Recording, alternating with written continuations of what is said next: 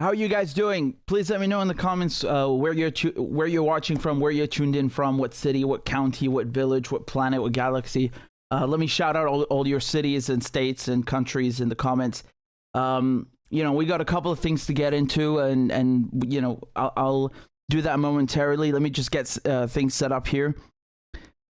You can tell from the main title, yeah, very upsetting, very volatile situation.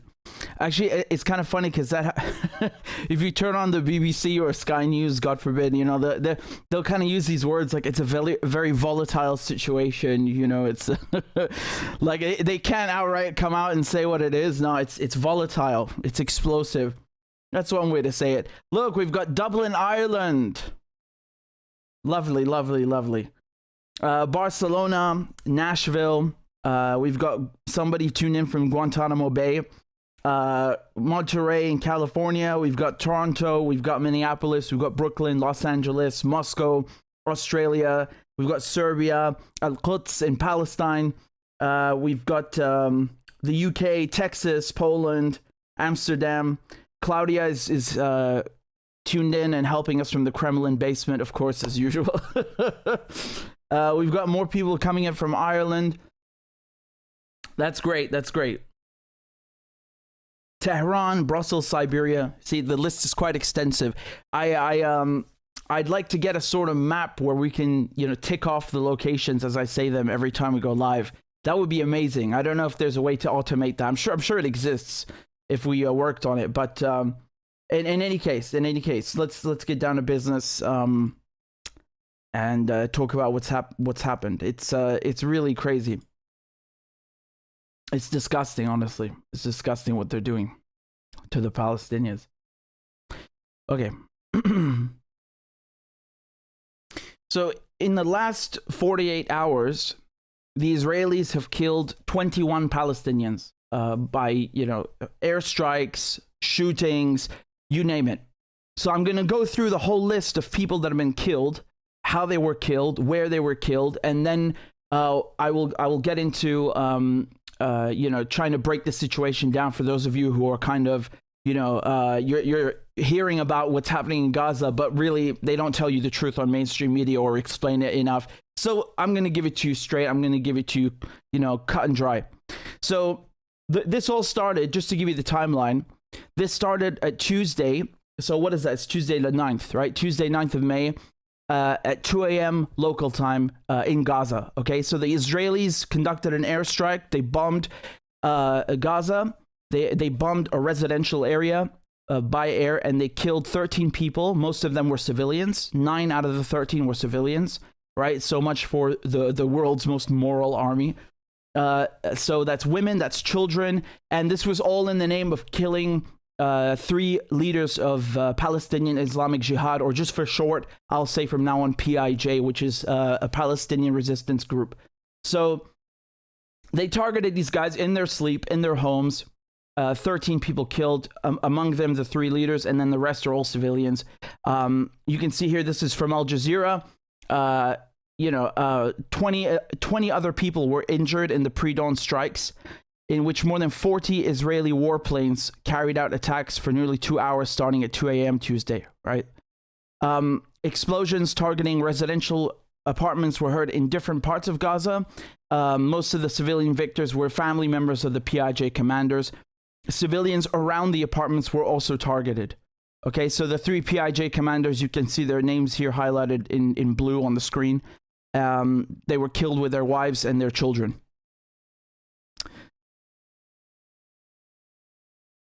The Israeli army, which codenamed the attack Operation Shield and Arrow, said that they were responsible for recent rockets fired toward Israel. So that's the Israelis' point of view, right? Here's a video of the airstrike.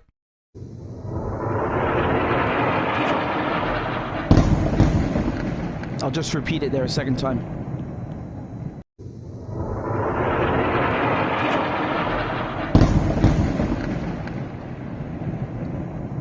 So we come to the second incident where Palestinians are killed. It's on the same day, but this time it's 2 Palestinians who were killed while they were in their car, also by Israeli airstrikes. You can see, I mean, this first, you know what? I can't go into the first attack before showing you the victims of this first one, because I wanted to do them chronologically, and I'm going to do it like that. It's quite heartbreaking, you know? So let me just rewind a second to this very, very first incident, aggression by the Israelis, 2 a.m. Tuesday, 9th May. Here's one of the boys that was killed by the Israelis, okay? Does this guy look like a terrorist to you? Is he a terrorist? If you're calling yourself the most moral army in the world, you kill 9 civilians, 10 civilians just to get 3 guys in their sleep? What was so urgent that you have to go and bomb their apartments while their families are there at 2 a.m. in the morning? What are they doing at 2 a.m. in the morning? That is so urgent you have to kill their families and murder their families. And this is even if you accept the Israelis' argument that, oh, they're terrorists and this and that, right? Everybody who resists Israel is a terrorist, right? Here's another Palestinian boy who was killed by the Israelis. So he experienced such a massive panic attack that his heart literally could not bear the situation, and he died. Tamim Dawood. He died of heart failure because of the Israeli airstrikes bombing his house at night. Does it look like a terrorist? He's also a terrorist.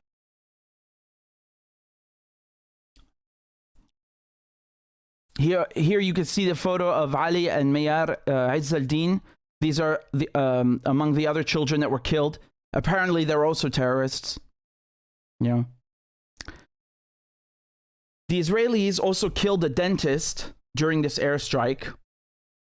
And you can see the child of the dentist who is so young. She doesn't even grasp that her father's been killed. She doesn't even know what's going on. She's obviously in a state of panic and distress because of the Israeli airstrikes. I mean, just look at this. لا تخافيش يا عم هيو جاي تخافيش يا عم تخافيش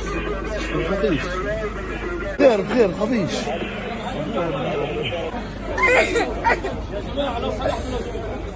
لو سمحتوا يلا تخافيش يا عم تخافيش لا تخافيش يا عم هيو جاي تخافيش يا عم تخافيش.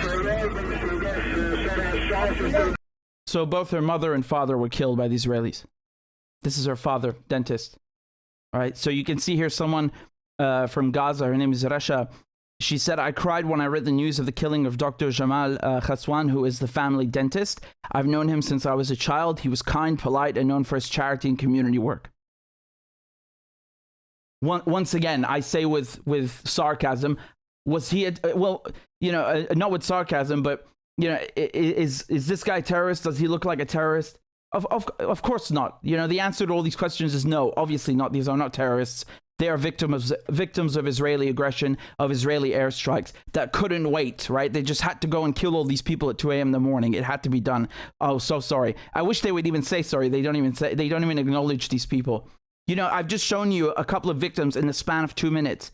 The Israelis won't even do that. They won't even give them that basic minimum dignity of, after murdering them and their families, to show their names at least, since they are, after all, the most moral army in the world.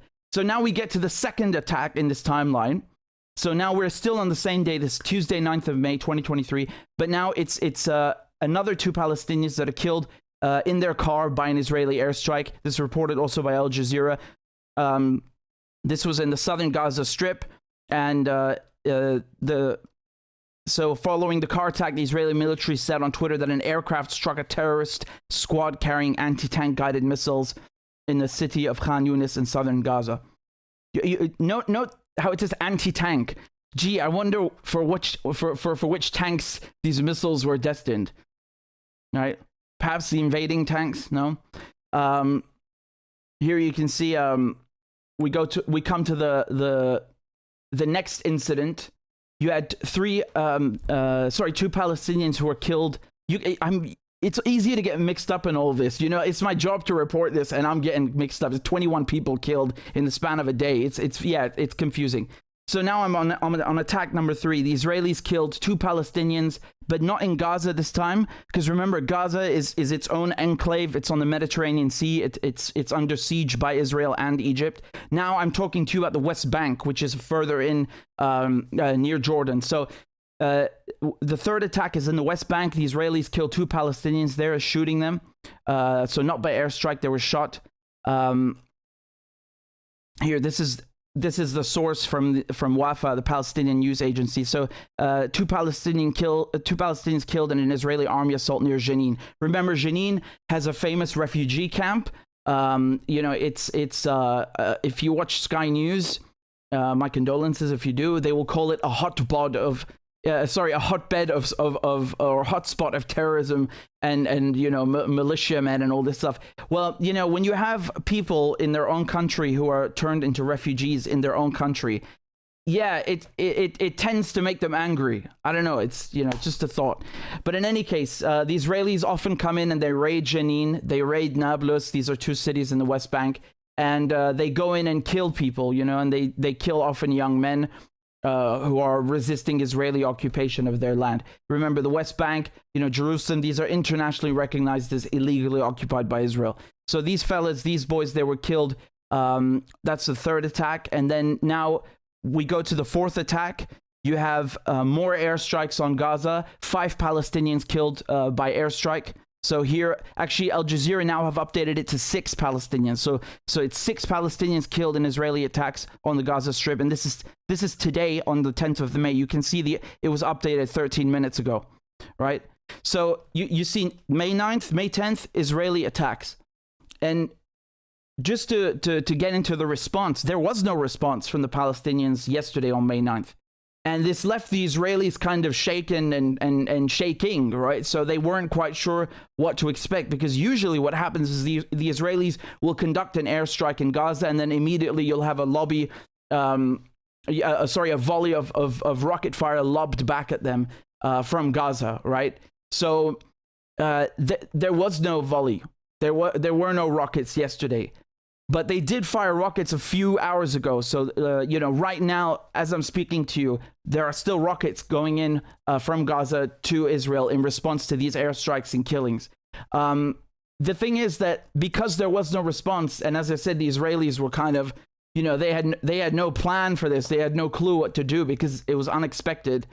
They ended up evacuating a whole bunch of Israeli settlers, right? So, I saw a clip of the Israeli transport minister, ironically, who was being transported to safety.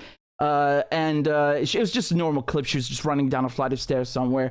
Now, usually, in Tel Aviv, which is the closest to Gaza, you'll have the Israelis go and hide in their bunkers, right? They have the luxury of bunkers when there are any form of strikes. The Palestinians don't. The thing is, this is not what happened. They made, there was an official evacuation by the Israeli forces of Israeli civilians, and they've created a buffer which is around 40 kilometers away from Gaza. So this is the buffer zone. Anything within 40 kilometers of Gaza. You have people who went, and started leaving on their own dime by themselves, but the Israelis were also evacuating people, themselves. So let me show you here the Israelis bombing Gaza a few hours ago. This is what I was just talking about now, the latest attack. There's a clip of it.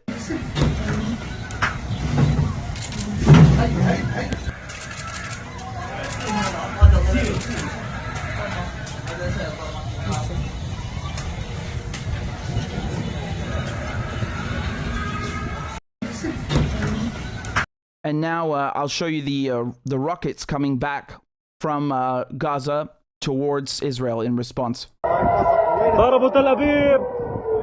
He's saying they've hit Tel Aviv. You can hear the air raid sirens. So these are the rockets being fired.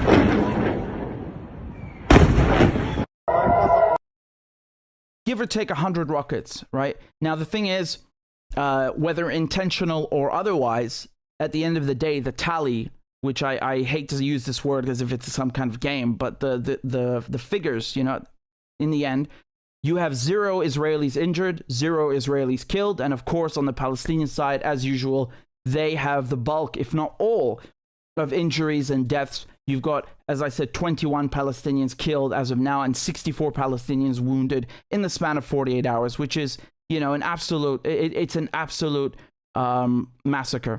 And here you have Netanyahu coming out and giving a speech. I'll play this short clip. He was with his defense minister, right? Here's just a short clip. היום לפנות בוקר ביצעה מדינת ישראל פעולה נחושה, תקיפה ומוצדקת. אנחנו בעיצומה של מערכה. בימים הקרובים כולנו נידרש לאורך רוח ויכולת עמידה. לפני שבוע כשקיבלנו את ההחלטה ליזום את מבצע מגן וחץ, הנחיתי יחד עם שר הביטחון את צה"ל וגם את מערכת הביטחון להיערך לכל תרחיש של הסלמה, וייתכן שביותר מזירה אחת. הערב אני אומר לאויבינו, כל הסלמה מצדכם תענה בתגובה מוחצת מצדנו. You know, it's quite ironic because he says response, but who's the one who started the aggression? It's very, you know, it's very clear and obvious it's the Israelis. Also, when I said, you know, when we're talking about evacuation, I mean, Tel Aviv is the closest, or shall we say the most, you know, the largest city to Gaza. So the fact that they're able to reach that far, this is, you know, progress or advancement that you've seen across several years now. Because a few years ago, Hamas or PIJ or whoever's firing from Gaza, it's usually Hamas, they weren't able to reach that far. But in recent years, they can definitely reach that far. You know, they've become more and more advanced and capable in their military ordinances and executions. And so, you know, just I want to say one thing, because I started my timeline here, or the timeline about these attacks with the Israeli airstrike yesterday at 2 a.m. on May 9th. And that's a bit unfair. You know why? It's a bit unfair to the Palestinians because the real timeline actually started last week. Why do I say last week? Because in the news, what you're hearing now is that Israel killed 3 PIJ commanders along with their families, which they don't tell you. And that is true. But they actually killed a 4th member of PIJ, of Palestinian Islamic Jihad, last week. They killed Khadr Adnan, who I told you about, who, you know, it's really quite eerie because I posted a long thread on Twitter about him, who he is, you know, why he's on hunger strike. And then he died the next day. He passed away the next day. And the Israelis killed him, you know, because this is the 6th time, number 6, the 6th time that he went on hunger strike. You know, you'll be hard pressed to find people that have done it once, never mind 6 times. So he's been in and out of Israeli prisons. You know, they've kept him in total 8 years in and out of Israeli prisons. He's never been tried. He's never been presented with charges, with formal charges. He's never been convicted of anything or sentenced to anything. This is, of course, under Israeli administrative detention. It's actually a British law that the Israelis continue to apply, a British colonial law. And I've done many videos on it. So you'll find a link up there or down in the description to me explaining his case and his administrative detention. My point here is that he was a PIJ member, and the Israelis killed him by not charging him with anything, not telling him what those charges were, and leaving him to starve to death in prison. And there was no response. There was no response. There were no rockets fired. There was no response, a military response from a PIJ or Hamas. So they lost one PIJ member, and they bit their tongues. And then the Israelis kill another 3 PIJ members last night, along with their families. So the bulk of the casualties are all civilians. And then finally, a few hours ago, on the 2nd day, you have a response from a PIJ from Hamas. So just keep that and bear that in mind when we talk about who is the one escalating things, who is the aggressor. Because the Israelis, they hit PIJ with 2 punches. They killed 4 of their members, 1 and then another 3 before PIJ even responded. So keep that in mind, because the mainstream media, they make you think like, oh, well, there's a bunch of terrorists running around, and the Israelis, the civilized Israelis that we fund, that we protect, that we give shelter to and allow them to commit all sorts of human rights abuses. They are the anti-terrorists. They are the ones doing counterterrorism. When it's actually the complete opposite. We are supporting Israeli terrorism, Israeli occupation, and the Palestinians are even, they're being kicked while they're down. And only after killing Khadr Adnan and the 3 other PIJ members was there finally a response. And, the Israelis have been trying to fracture PIJ for quite a while. You didn't really hear about PIJ in the last couple of years. It was more focused on Hamas when it comes to Gaza. But actually, in the last year or so, especially in the last year or so, you've seen Zayad Nakhaleh doing visits in Lebanon, in Iraq. He's the head of PIJ, and the fact that PIJ is based in Damascus, in the capital of Syria, next door, also gives you an idea of how this is a unified response, a unified front. And you had Hamas and PIJ both issue a written statement, a formal statement, yesterday after the 3 PIJ members were killed, and doing it in a unified manner, in a unified fashion, which is very important to understand, because before the status quo was that you had Fatah in the West Bank, governing the West Bank. You had Hamas governing Gaza, and remember, these are 2 parts of Palestine that have been cut and isolated. And you have PIJ in both, but mostly based in Damascus, and then doing other things elsewhere. But now it's not the case anymore. Now, when we talk about the resistance or the axis of resistance, think of it as one block, because it truly is. It is in that it's one block militarily, politically, and in every manner and domain that you can think of. It is one unified block. So actually, the Israelis, by behaving like this, they've achieved the complete opposite. Instead of fracturing the Palestinian resistance or resistance to the Israeli occupation in Syria, they have done the opposite. They have brought all of these groups together that definitely they have common causes, but had difficulty in other periods of history working with each other or coming together. Now they have come together. Now they are one unified front, and regardless of PIJ or regardless of the resistance axis, just think of this, in terms of casualties. How do you kill 3 people and then murder their families and their children? I mean, these are kids, man. They don't even understand the word terrorism. Do you think this kid here, understands what terrorism means? How do you murder someone and then just wash your hands or not even mention, wash your hands of it and not even mention it? This dentist, is he a terrorist as well? Or his kid who was crying in the ambulance here? These kids, these people were murdered. They didn't even get a chance at life. They haven't even, their brains don't even function the way our brains function. They don't even grasp politics or this world. How do you go and murder them? If those kids were Ukrainian, if those kids were Israelis, I bet you their faces would be front page news. They'd be plastered on the front page news. So why don't we give the same respect to them? Why don't we give them the same kind of, grievance and mourning and respect that they deserve? Why are they robbed of life and then robbed of dignity on top of it?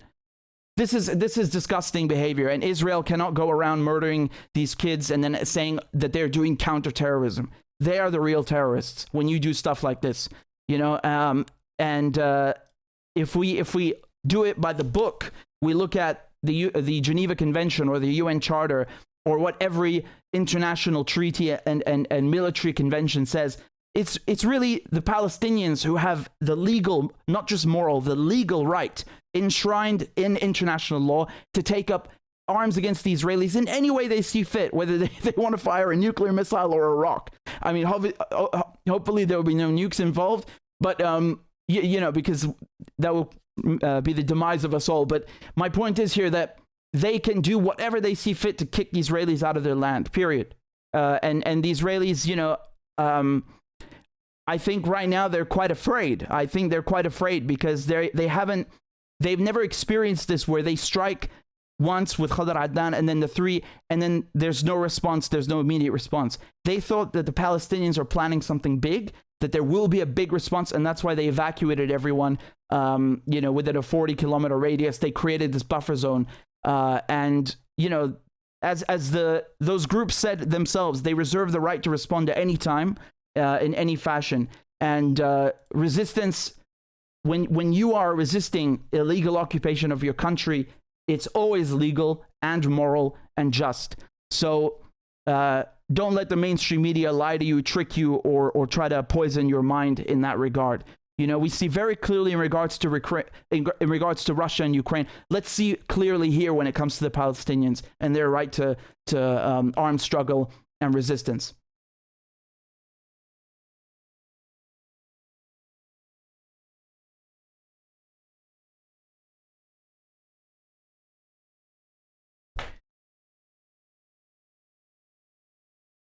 I was actually listening to somebody on Al Jazeera. I forget his name, and he actually was the spokesperson, the media spokesperson for PIJ, and he just in passing he mentioned Khadr Adnan, and I was like, Jesus Christ, he's totally right. I covered it last week when he passed away, when he died. I was telling you guys about it, and I've been talking about this for a year, 2 years now, about administrative detention, and I was like, that's when we start the timeline. Because I mean, look, man, if you want to go back 75, 78 years, we can do that. We can absolutely do that. We can start at the very time the Israelis are occupying Palestine. I do. But in this particular instance, this skirmish that is happening right now as we speak, even now, so whether you look at it on a scale of 7 decades or just the last 2 days, the Palestinians are the ones that were attacked and are now responding. And even if it was the other way around, if they started it, it's their right. So there's no way to look at this and then say, oh, the Israelis, they're the ones who are, peaceful and defending themselves and fighting against terrorists. There's no way to look at it where the Israelis appear to be, behaving well. It just doesn't exist. The Israelis are behaving immorally, illegally, and frankly, it's evil. It's really evil. We got 320 people tuned in. So guys, please make sure you've hit the like button. And I also implore you, please, after the live stream or even right now, share this live stream, because this topic is hot right now. And we need to speak. We need to speak out for the victims and not let the mainstream media try to, control the narrative as it's happening, while it's in people's minds, while they're reading about it or hearing about it. Why don't we take over? Let us take over. Let's do justice. Let's do right by the victims and actually speak the truth, because it's not about, advocating just for the victims. It's just about speaking the truth, setting the record straight. The media don't do that. They always lie. They always, even when they do. I was watching a report by NBC. I thought maybe we could go through it ourselves. But even when the mainstream media talk about this, they'll start out by saying, well, these 3 commanders were killed, along with them their families. I was even, I was astonished to even see them mention their families, because usually they just gloss over them like they're not even human beings, But even after mentioning them, they of course, they pivot immediately after, 30 seconds. They pivot and start making it about all the Israelis and, Netanyahu. They make them out to be the ones who are behaving properly or justly in some way. And it just doesn't exist, man. It really doesn't exist. And, again, I already went over the whole segment right now, but I'm just kind of giving you my afterthoughts again, or repeating my points. And another point that I would say, which I think is one of the most important, is the fact that you have a unified front, a unified resistance. I don't even remember the last time that we saw something like this. It's been a long time, I think, not just in my lifetime, but in general, it's been a long while since you've seen such a cohesive, assembled, united front. It's really something special. It's delicate, it's fragile, but it also has a solid foundation at the same time, because of it's rooted in a just cause. But the Israelis, they've really kind of achieved the opposite. If we look at all of it, if we look at Hezbollah in Lebanon, if we look at Syria, coming out of the war on top, the country is suffering, but still the coup against Assad didn't work.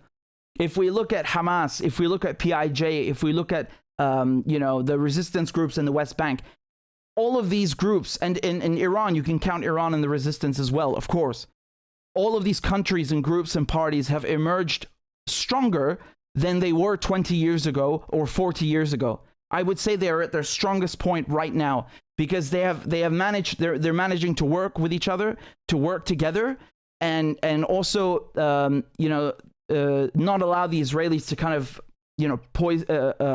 poison the well, or try and divide and conquer them. It's not working. It's achieved the opposite. And also, if we talk about the weaponry, one thing that is really important about the 2006 war in summer, when the Israelis attacked Lebanon, the Israelis did not expect the Lebanese. They did not expect Hezbollah to have such sophisticated weaponry, and of course to be able to use it successfully in a battlefield situation. The Israelis almost lost a ship, right? They almost lost an entire ship. I mean, Hezbollah doesn't even have a navy. Hezbollah does not even have a navy. And of course, you don't necessarily need one. You can fire, land-based projectiles and ordnance, and there are other ways of targeting ships, but they targeted the ship, right? So they were dismissing Hezbollah as, it's like some ragtag group that is just, they only know how to operate on land at best and so on. And they completely took them by surprise. They took that ship out of service. It didn't sink, but it was completely totaled, completely useless. So that's one thing that stuck out, And the Israelis, of course, as usual, they devastate the place, right? There's even that doctrine. The name evades me now, excuse me, but it's named after a district in Lebanon. What was it, Hania, I think? Yeah, and the Israelis developed this sick doctrine of like preemptively striking residential areas and basically committing war crimes, And my point here is that even despite the really disgusting and devastating strikes by the Israelis, they were still taken by surprise, and after 33 days had to pull out and leave in shame. They lost that war, and Hezbollah emerged even, you could say, just as victorious and with as much prestige as they did in the year 2000. So, man, they took them by surprise. It's from a military point of view, whatever side you're on, you have to admit that they got their asses kicked. It's just how it was. And that's one example of what I'm saying. But from 2006 till 2023, Hezbollah has become even stronger. They've been able to maintain their weaponry, to advance it, to accumulate more ordnance, to recruit more and have more people join. And you saw them, Hezbollah, people often only think of the military wing, but Hezbollah is a political party. It's a legitimate political party in Lebanon, and it's very powerful, and it's very, very well supported in Lebanon and outside. And on top of that, they were doing, and they always do community work, right? So they help the community.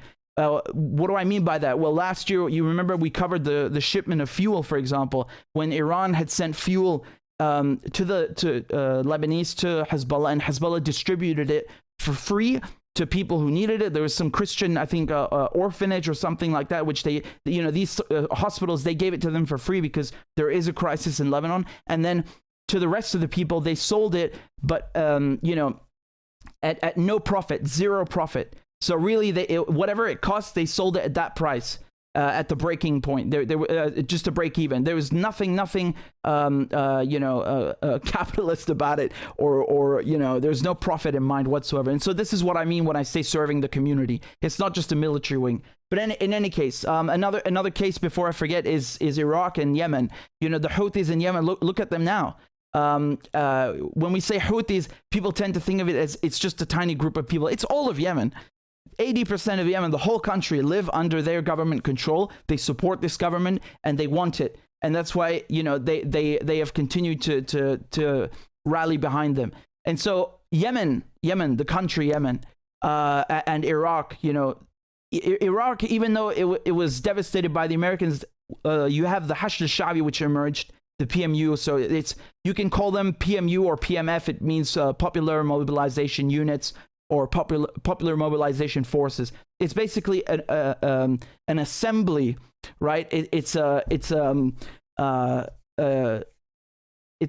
combined resistance movement of all the factions in one. And this is, of course, a very, very important unit in Iraq. They've also done counterterrorism in Syria, cleaning up ISIS, cleaning up Al-Qaeda, which have been sent by, foreign governments. And they're very well supported and very well equipped and very well trained. So that's also a pillar of the resistance movement, or the axis of resistance, as it's referred to in the current modern tense, right? So you have Yemen, you have the PMU in Iraq, you have Hezbollah, Hamas, PIJ, Syria, Iran, all of these groups working as one unit. You've never had this before, and you've never seen this before. So you have to recognize it and appreciate it and understand the weight of what it represents. So in any case, let me just continue off to the next topic, which is also related to that in some way, right? We have 350 people watching. Please, guys, make sure that you've hit the like button. And apparently, for some reason, I was not live on Rockfin, but I am live now. So for those of you who missed the first segment about what's happening in Gaza, I'll upload it immediately after I'm done with the live stream. And I promised you guys I would go live on Rumble and Odyssey. Forgive me because I haven't taken care of that. I didn't figure it out. But I will do my best and my utmost to have that ready by the next live stream, so that I'll be streaming in four different locations at once, and you can access the stream wherever you are, or whatever platform you're on. Okay, let me talk to you about the meeting that happened today. Again, if you want, you can follow me on Twitter. I actually tweeted about it as it was happening, before it happened, and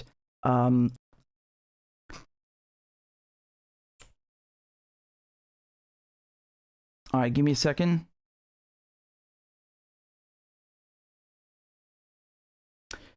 So very, very important meeting, quadrilateral meeting that just unfolded in Moscow. You had the foreign ministers of Syria, Turkey, Iran, and Russia all meeting together to hold, what are essentially peace talks, right? Iran and Russia, for a while, they've been trying to get Turkey and Syria to reconcile. This is a particular importance because Turkey has, a large swath of Syria that it still occupies illegally. So I'm talking about the areas, near. Christ, my brain completely shut off. Excuse me.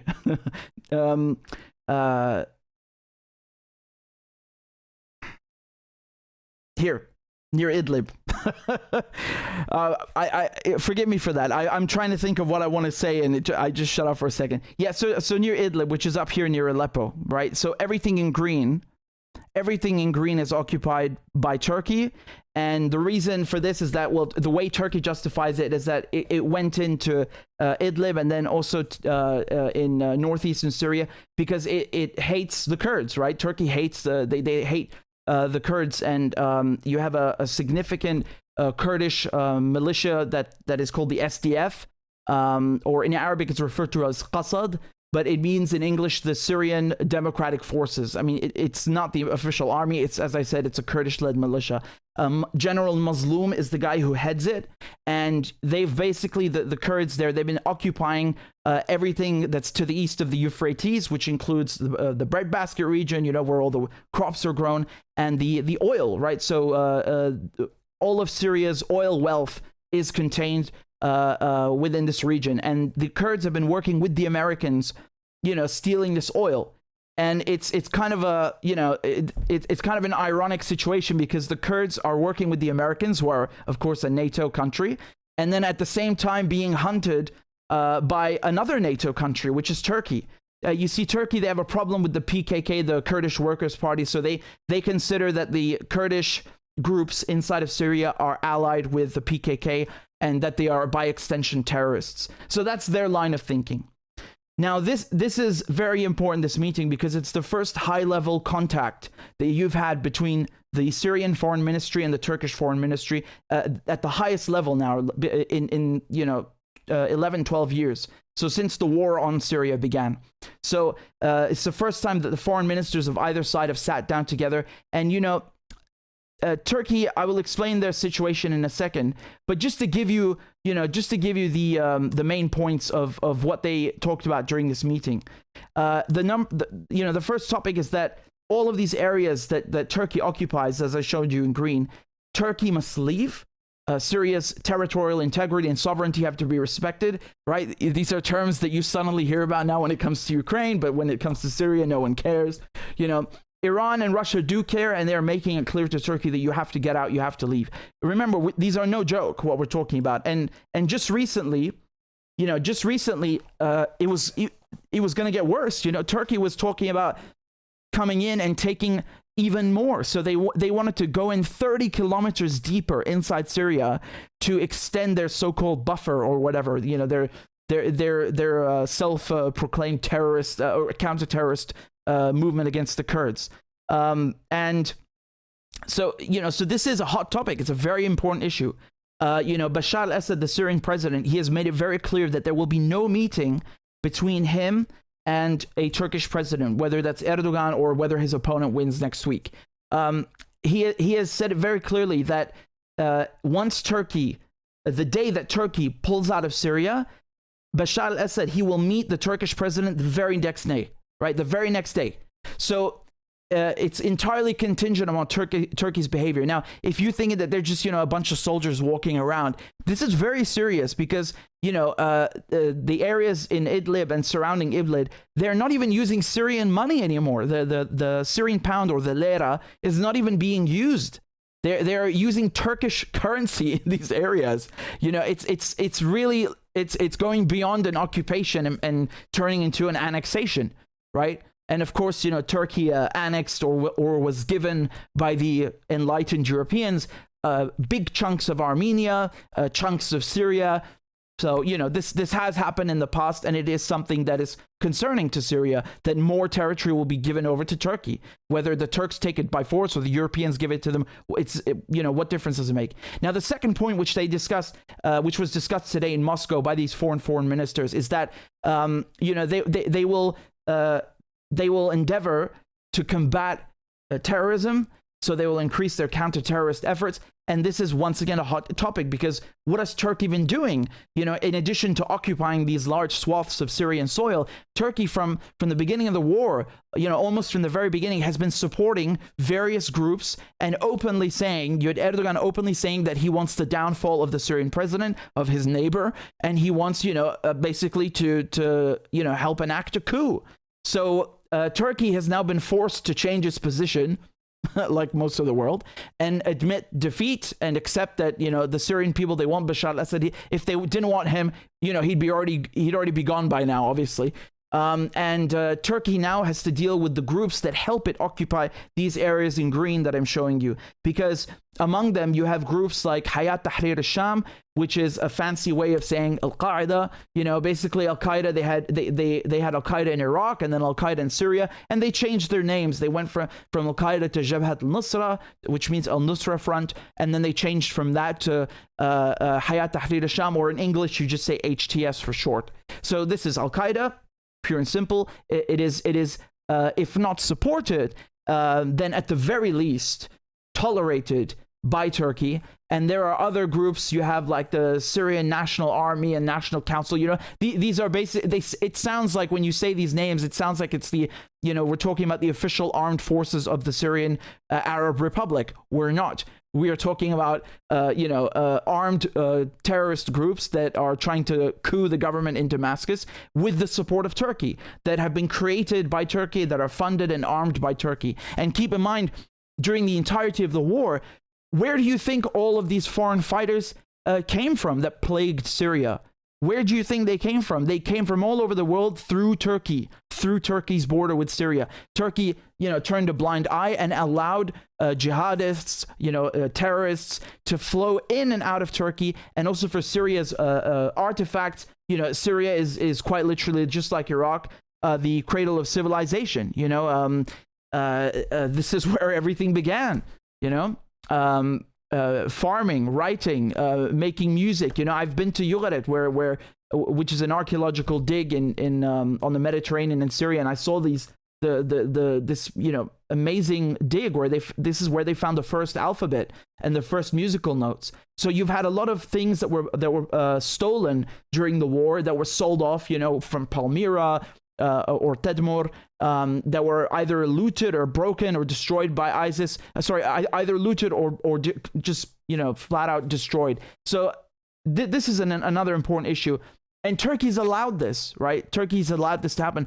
Turkey has bought oil that was taken from, oil fields that were conquered and then maintained by various militias, whether it's ISIS or otherwise. And keep in mind, when you do that, when you have a bunch of, literally ragtag rebels and terrorists, stealing and taking over massive oil fields who have no idea what they're doing, they pollute the environment. And then they also create health problems for the people who live in these areas and nearby. And this is well documented. So all of these things, Turkey has enabled this.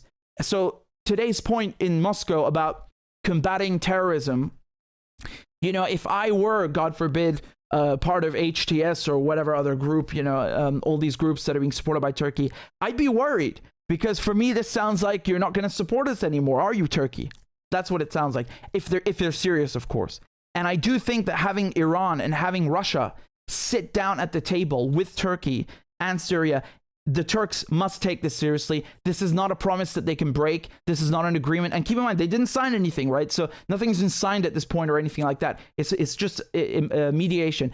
But my point is that the presence of such big countries like and powers like Iran and Russia, it indicates to me that Turkey must be taking this seriously at some level, right? And also they must be, they also are benefiting from it in other ways. Now, the third topic is the resettlement, the orderly and respectful and considerate resettlement of Syrian refugees. Remember, Turkey has about 3 to 4 million Syrian refugees living there. So, I mean, in some ways, you have to be grateful to Turkey for taking them in, of course, and saving their lives. At the same time, Turkey has benefited because Turkey has, basically been given a workforce, an entire workforce. I mean, millions of people. You can make a country out of it, quite literally. And you have to keep in mind, Turkey has a bad economic situation, but I'll get to that in a second. The third point of these talks in Moscow was basically helping Syrian refugees who want to go back, to be able to, to have that possibility, and the Syrian government, of course, to accord them, and afford them a respectful and cordial resettlement. Basically, that you are allowed to come back to Syria, and Turkey will help you come back to Syria, and you can live in safety, and you don't have to fear for your lives, and et cetera, et cetera. So there are conditions that have to be fulfilled from both sides. Turkey and Syria need to cooperate on this and help people, just get their lives, their normal lives back, and their homes back. So these 3 points were discussed in Moscow, and the plan now is that the deputy foreign ministers of each country, so Russia, Turkey, Syria, Iran, will go and craft a roadmap, a plan of action for Syria and Turkey to reconcile, right? Because this is really about Turkey and Syria most of all. Remember, Turkey already has good ties with Iran and Russia. It's really the war in Syria which is complicating things. And I want to show you just a brief sentence here that this is from Sana, which is a Syrian Arab news agency, quoting Lavrov, the Russian foreign minister, today. He said that we hope that our talks, quote, will contribute to setting a roadmap for restoring the Syrian-Turkish relations to normal by the date of the next ministerial meeting to be submitted after that to our heads of states. So this is something very important which you have not seen and you don't see in most of the publications that are addressing this today, is that this plan of action, it has to be ready by a next meeting. So now we know there's going to be a next meeting, which is promising and good. If you want to strike while the iron is hot, you want to make sure this thing doesn't fall apart. So that's very promising to hear that there will be another diplomatic effort, another meeting taking place. And the second thing we learned from this sentence from Lavrov is that it will be given to the heads of state. So that presumes that there will be a meeting at some point between Bashar al-Assad and whoever the Turkish president is. Once again, whether that's Erdogan or whether his opponent wins, we'll see in a few days. But I can assure you one thing, and this was mentioned by the Syrian foreign minister today. He said that the Syrian priority for the Syrian government was ending the presence of all foreign militaries, including Turkey's, So Faisal Maqdad, the Syrian foreign minister, said that, quote, "Without progress in this matter, we will remain stagnant and will not reach any results." So this is also another very important point. Syria and Turkey's defense ministers held talks in Moscow in December. And I can also tell you that last month in April of 2023, you had a meeting between the defense ministers, not just in this case of Turkey and Syria, but also Iran and Russia, and held in Russia's capital, Moscow. So you can see bit by bit, this thing is getting bigger. It's snowballing, and it's actually, they're actually making progress, which is very promising and good to see. As I said, once again, you love to see it when there's some actual diplomacy taking place. You love to see it, right? As opposed to all the war that's happening, all the destruction. This is good. This is good. Although, again, if I were, negotiating from the Syrian side, I would demand not just Turkish troop withdrawal, but Turkish reparations. Where's all this oil gone that was stolen? What about all these terrorists that you let in through the border, that you share with us? What about all there was a lot of looting, not just of Syrian artifacts. And again, when I say Syrian artifacts, you guys need to understand these things are so old. Wherever they come from in Syria or Iraq, actually, right? That it's our common human ancestry and our heritage as human beings, because of how old they are. These are things that are so priceless. I mean, the crown jewels in the Tower of London are worth nothing compared to these things. Right? In my opinion, in any case, I don't think you could even begin to give them an appraisal. What kind of appraisal could you give these things that are literally thousands of years old, that are so old? They're coming from the cradle of civilization. They're priceless in the true meaning of the word. So where's all the reparations for these things? Where are these things? What we want them back. So I would also talk about this and the looting of industrial nature. So you had entire factories that were being looted by Turkey. Now, whether this was the Turkish government or Turkey going in and just turning a blind eye to gangs doing it, does it really matter? You have 1,500 factories that were disassembled. The machinery was like, you got guys coming in, physically disassembling industrial machines of every kind, and just hauling them over into Turkey. So I mean, how can you move forward without reparations and repayment for these things?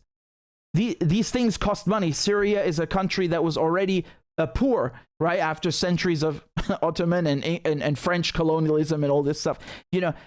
Syria can barely stand on its own two legs. Syria needs to rebuild. This is not even asking for help. It's asking for justice, for the bare minimum of give back these historical artifacts, give back the industrial machines and factories and equipment that were stolen. It's the bare minimum, in my opinion, and anyone who really seeks to do right. But yes, I would agree that getting troops out is number one, certainly. Another thing that you have to keep in mind is that the Turks have elections right now. So as I mentioned to you, Erdogan is not guaranteed to be the president by next week. I think that given Turkey's problematic economic situation during the last 2 years, especially, their economy has really taken a dive. Erdogan is in a really tight spot. For the last 21 years, that he's been, ruling the country, I'd say this is the most problematic moment for him, and the most unsure, because he's not really guaranteed to win. That's how tight and close this thing is. So he's trying to do right by people by saying that government salaries will be raised by 45% for public servants, which is a huge boost. He's saying that he will help Syrian refugees resettle, which I'm sure there's a certain portion of people who dislike refugees, which I think is disgusting. These are literally your neighbors. But in any case, yes, refugees need to be helped. So he's saying that he's going to help the 4 million Syrian refugees, reintegrate and resettle peacefully and cordially back in Syria. And he's also saying that he's also portraying himself as the statesman and the international guy who can walk the tightrope, because he's working with Iran and Russia to make peace with Syria. So that also clears up the issue of security on the border on Turkey's. Although I find this laughable, like as if Turkey is the one who has to worry about border security. It's kind of the opposite, man. Syria didn't let terrorists into your country and steal your oil and museums, but okay. So in any case, from his point of view, from Turkey's point of view, he's going to deal with all these issues, making peace with Syria. He said he wants to meet Bashar al-Assad, but of course I told you Bashar al-Assad wants Turkish troops out first. And when I say walking the international tightrope, I mean, look at Turkey's situation. You have to give him some credit because he's managed to stay inside NATO. Obviously because he's in close proximity, relative proximity to Russia, and the Americans wanted Turkey in so they could lob nuclear missiles if they need to. But in any case, he's managed to stay inside of NATO, but also stay friends with Russia, right? And stay friends with Iran. So he is walking a tightrope. It's a very precarious situation. It's not an easy thing to do to kind of play both sides. And when they were putting sanctions on Russia at the beginning of the war last year in Ukraine, he delayed closing the strait to allow the Russian warships through, and instead of putting sanctions on Russia, he just said no. And now you have the Mir payment system, so the Russian credit card system. It's now been expanded in Turkey, not just maintained or reduced, expanded, because you have millions of Russian tourists who flock to Turkey all the time to spend money, to go to the beaches, to do all sorts of things, and just visit the place. And so they want to be able to actually make payment and spend on whatever they want and splurge, and they need credit cards to do that. Remember, if you're a Russian and you have a Visa or a MasterCard, it will still work inside the Russian Federation, but it will not work outside, for example, in Turkey. So people are being forced to use that system, and Turkey's like, hell, welcome, let's go. I think this is, very important in terms of international peace. And as we saw China, being the peacemaker, bringing Iran and Saudi Arabia together, we're now seeing Russia doing the same thing with Turkey and Syria. How about that? I like that strategy. I like these two countries actually, sitting two sides down and hashing things out and making peace. This is good. This is diplomacy. This is very important. And you can rest assured that the Turks, from their side, they are getting concessions and have received concessions. I mean, one prospect that you can consider is that Russia might be able to funnel some of its gas through Turkey into Europe, right? I don't know if that's happening yet. I don't think you'll see that just yet, but in general, it's one aspect to consider that this is good for both Turkey and Russia. And as I told you, in general, they have a lot of trade and commerce with each other. The tourists coming from Russia into Turkey is also very good for Turkey's economy. Having people come in, visit, tour, and spend. And so also Iran and Turkey. There are many things. My point here is that there are many concessions and things that both Russia and Iran will give to Turkey and accord Turkey in exchange for Turkey leaving Syria and making peace with its neighbor. So that's those concessions. Some of them have already been given, and others you will see being given to Turkey in the future. Remember one thing: Turkey, for example, caused a big stir a few years back because they wanted to buy Russian weapons while being in NATO, which is a glaring contradiction. I mean, it's like dividing by zero. You can't be in NATO and buy Russian weapons. The whole point of NATO is that you're all on the same side and you use the same rounds, even for the 5.556, down to the gun, the bullets in your guns. But in any case, he went ahead and did that, and he wants them because Russia makes good weapons. It's just a fact. The S-300, which is the surface-to-air missile system, is very good. It's state-of-the-art. It's better than anything anyone has. This S-400, Jesus, even more so. But my point here is that in the future they could allow him to buy weapons from Russia, or allow Turkey, not just Erdogan, but Turkey, to buy weapons from Russia, or give them, maybe a 20% sale on Russian weapons. Who knows? We will see. But this is how diplomacy works. It's a little bit quid pro quo. It's nothing corrupt. There's nothing corrupt about this. It's just really how it works. If you want Turkey to do right by Syria, which is your ally, if you're Russia, then you have to do something to incentivize Turkey to cooperate. You have to give them a little something to get something out of them. It's just the way things work. It's not corrupt. It's just it's statecraft. It's just the way diplomacy works. That's how it is. So in any case, good to see more diplomacy. Here's a clip of them walking into the room. By the way, I forgot to show you pictures. You can see them entering here. That's a nice plush room. There's some photos that were posted by the Turkish foreign minister. You can see all of them here.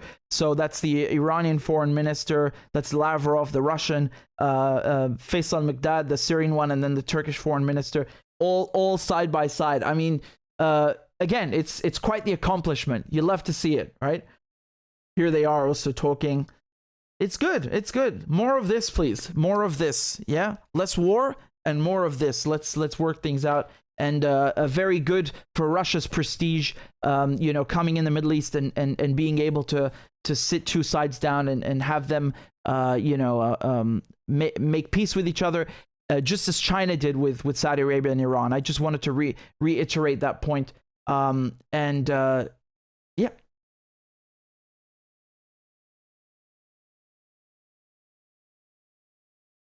We've got 400 people watching. Thank you guys very much. Please make sure you've hit the thumbs up or the like button. And please, when the stream is done, or if you'd like right now, please make sure you share it with other people. Some of you have sent in super chats and comments, so please let me read them for you. Just give me a second. We've got a bunch of people watching a Rockfin as well, which is great. Thank you guys very much for tuning in on other platforms, because we need to have backup platforms, if you know what I mean. So just a second here, I'm loading up the comments. We've got a super chat from a sticker from Kiara. Thank you very much, Kiara. I appreciate it, and I remember you from last time. Marvin says, sad newscast. I appreciate your honest work. Thanks.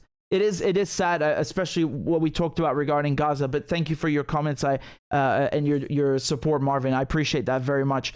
If you guys have comments or questions that you'd like me to read or answer, please send something on PayPal or CashApp or here on YouTube, so I make sure I see it. I read all comments regardless whether they're super chats or not. But if you have something in particular that you're bursting at the seams to ask me about politics, then I'm here for that. So thank you guys for supporting the channel. And again, please make sure you sign up on Patreon. I don't know what number we're at right now, but it's basically you donate monthly. That's the whole point of the website, and you can support my work and my independent journalism.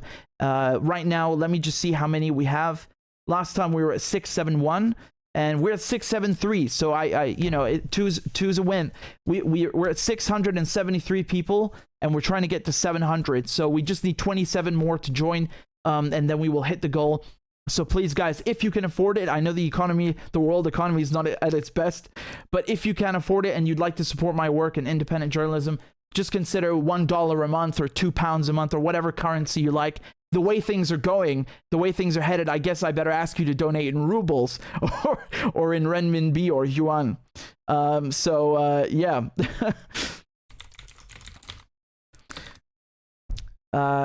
Give me a second here, and as soon as somebody joins, I'm gonna play a crab dance. Remember that. This is the real reason I'm asking you. I really just want to get Claudia's laugh. Oh, well, look at that. We just got Davey B, who signed up on Patreon. Thank you very much, Davey, for supporting the show. That's $2 a month. I appreciate that very much.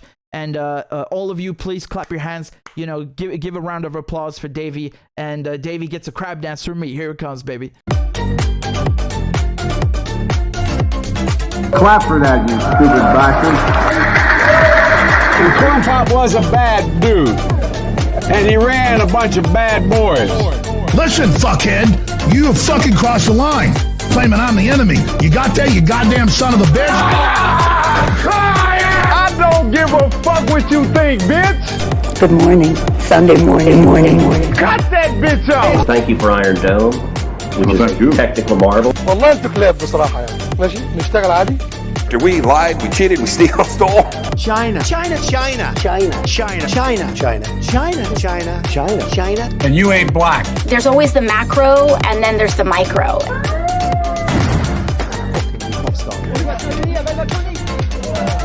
Do not come. Do not come. I'm gonna come. You talking to me? Ladies and gentlemen, I'll have 2 number 9s. A number 9 large. we got him.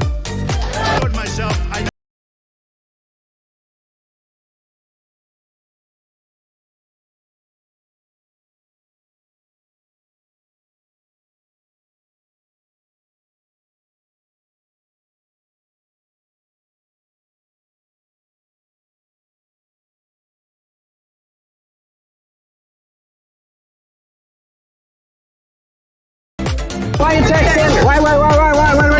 You're getting nervous, man. Calm down. It's okay. Suck my dick and choke on it. I yield my time. Fuck you.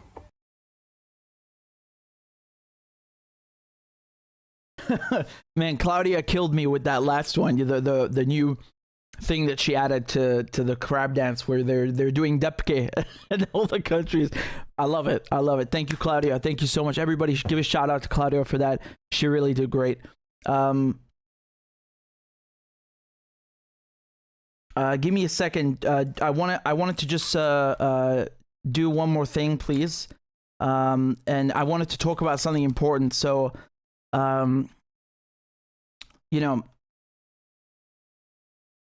give me a second to put this up on the screen.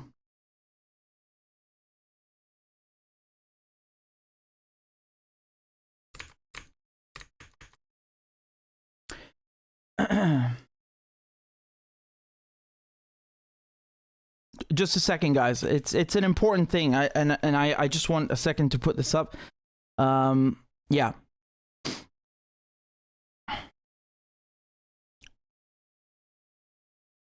So I wanted to just say a few words about the passing of David Miranda, who was not only a congressperson in Brazil, but also the husband of Glenn Greenwald. Glenn is a good friend, and I was really heartbroken to see this when he posted this yesterday. He said that it is with the most profound sadness that I announced the passing away of my husband. He would have turned 38 tomorrow. His death early this morning came after a 9-month battle in the intensive care unit. He died in peace, surrounded by our children and family and friends. So that's him right here. May he rest in peace. And here's some pictures, some nice pictures that Glenn posted. Really heartbreaking. I remember when he went into the ICU a few months ago, and I'd already reached out to Glenn and just wanted to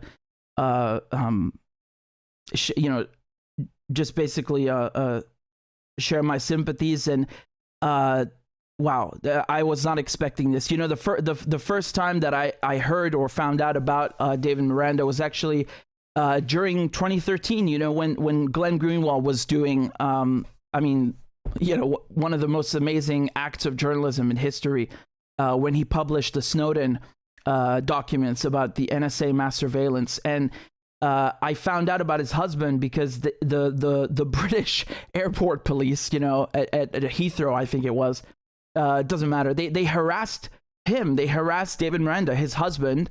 They basically used the Terrorism Act of 2000 to detain him without charge for 8 hours and question him. And this is one of the most authoritarian pieces of legislation in British history. And it's something that was actually, it was created in the Troubles and then, readapted, of course, that, it basically gives the police permission to harass anyone they like. And if you must answer every question they tell you. If you don't answer their question or comply with them, they say, unlock your phone, give us the password. If you say no, you will be charged with obstruction of justice, formally charged, and then, booked. I mean, they use this. So basically, Glenn was publishing these documents about massive global surveillance by the NSA, and they thought because his husband is passing through the airport that they can, accuse him of carrying documents for that, as if this is terrorism, right? So journalism is now terrorism. Huh. And they detained him the full 8 hours and harassed him, so that was very disgusting what they did to him.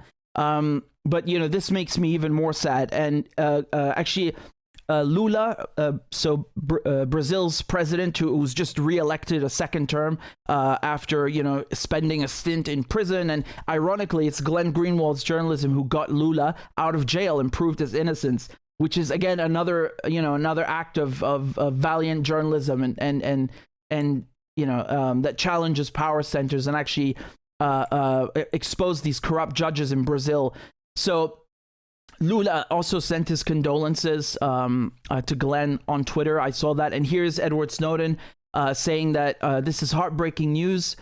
Of everyone who had a hand in the 2013 revelations of global mass surveillance, my dear friend David Miranda was perhaps the most righteous and pure. I will never forget that when the UK broke its own laws to detain David as a quote-unquote terrorist for daring to aid an act of journalism and threatened to throw him in a dungeon for the rest of his life, he never faltered. Instead, he dared them to do it. It was that courage that set him free, that courage that moved the story forward, that will forever serve as the example of a man at his best. I will miss you, David. Stay free.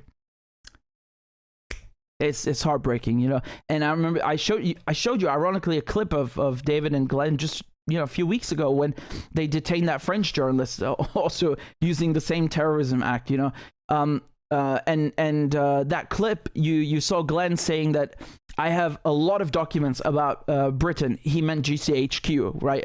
As one example. Of the British security services working with the Americans, working in general to spy on people, everybody, the mass surveillance that was being carried out. And he said, I'm going to publish them. Yeah, and this is why they did this, because they want to stop us from doing our work. So again, I just want to say a few words. Rest in peace, David Miranda, and my heartfelt sympathies and condolences to Glenn. Yep.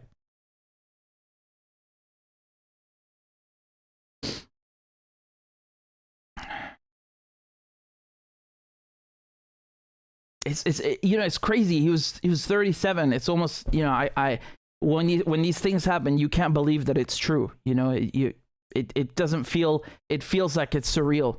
That's how sad it is.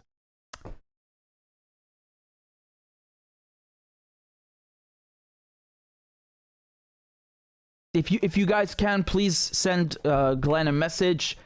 Shoot him an email, or just comment and give him your support. He needs it now more than ever. So yeah.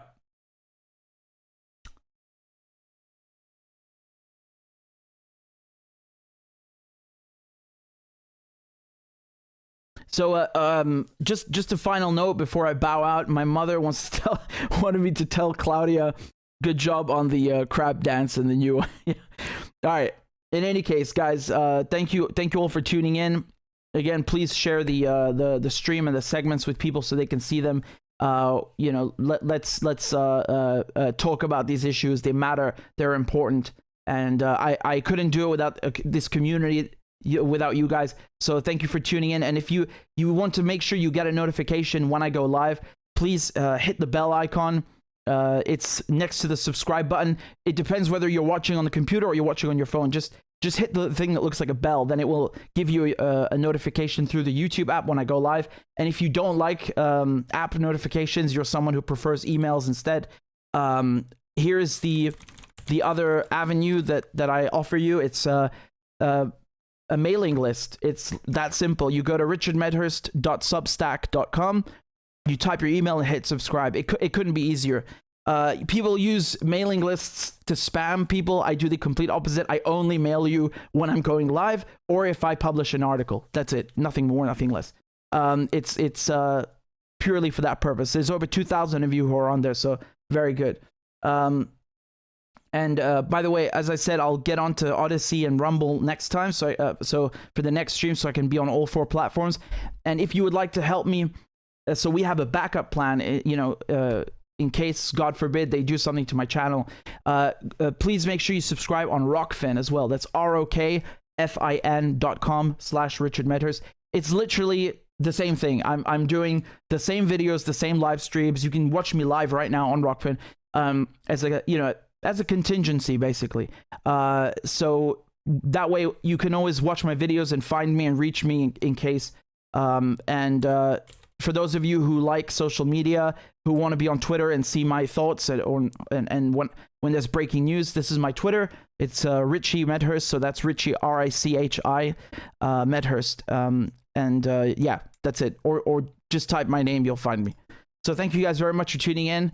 Take care. Ma salame. Bye bye. Thank you very much for your support. I appreciate it.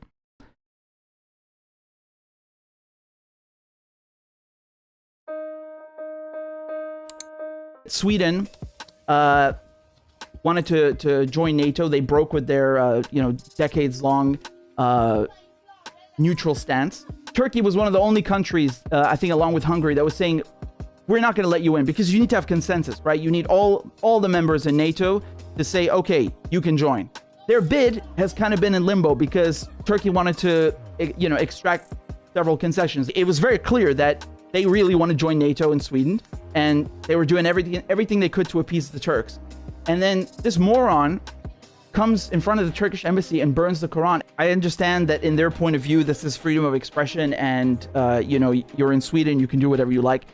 But you have to remember that if you're trying to get Turkey support, maybe wait until after you've gotten it. I mean, this is just dumb from a diplomatic level. They're doing everything to appease Turkey, and then because of one idiot, they let this go to waste. The Germans and the Americans have decided that it would be a good idea to send Ukraine tanks.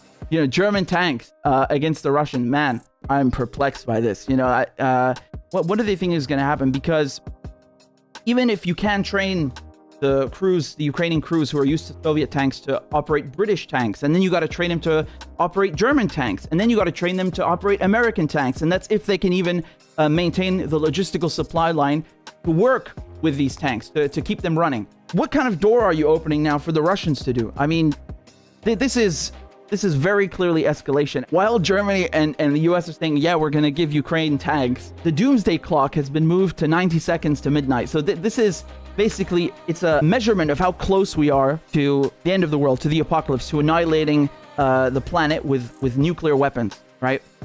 And this is the closest it's ever been to midnight, okay? Midnight representing the end.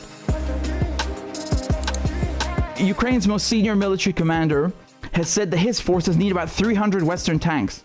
Over the last year, NATO allies in Eastern Europe supplied Ukraine with Soviet-era and Russian-made tanks that have been ground down or destroyed in constant fighting. Soviet-era and Russian-made tanks. Now, Ukraine, having been a Soviet satellite state and part of the Soviet Union, it was part of Russia, all of its military personnel being trained on Russian tanks. What do you think they're going to do with American tanks or German tanks, which they are not trained to operate? The Ukrainians know how to operate Russian tanks. That's all they know how to operate.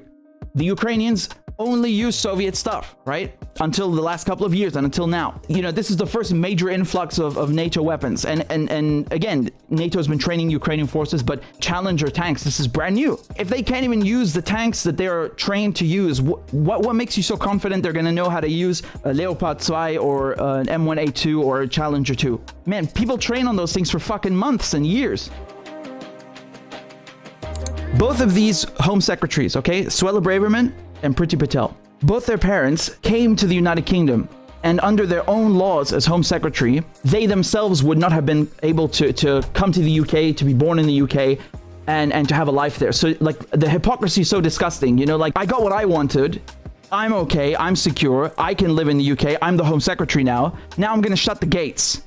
Now I'm going to screw people that have literally nothing, that are so desperate they're, risking drowning in the Channel or the Mediterranean Sea. People have to resort to risking drowning. They have to resort to, hiding in trucks or swimming across the channel, if everyone's ever done that, crossing the channel because of her policies, because she forces people into doing that, right? So you literally have no choice. You have to be in the UK to begin the application. What are people supposed to do? Just teleport, for 5 minutes, write down the form and just get out of the UK? This is ridiculous. She's a liar, just like the one, her predecessor, Priti Patel. Why is Germany reluctant to give the Ukrainians tanks? That's a really tough one. I wonder why. Germany has long refused to send its most potent weapons to countries in conflict, a byproduct of its legacy of starting World War II and World War I. That's horse manure, because Germany does send weapons to countries in war. Saudi Arabia is one of them. So to get around this, the trick that they use is they don't sell the tanks and the ordnance directly to Saudi Arabia. They move it to Italy, and then from Italy they sell it to the Saudis. So they basically just insert a middleman, and that's how they get around this very honorable principle of theirs, which they never abide by.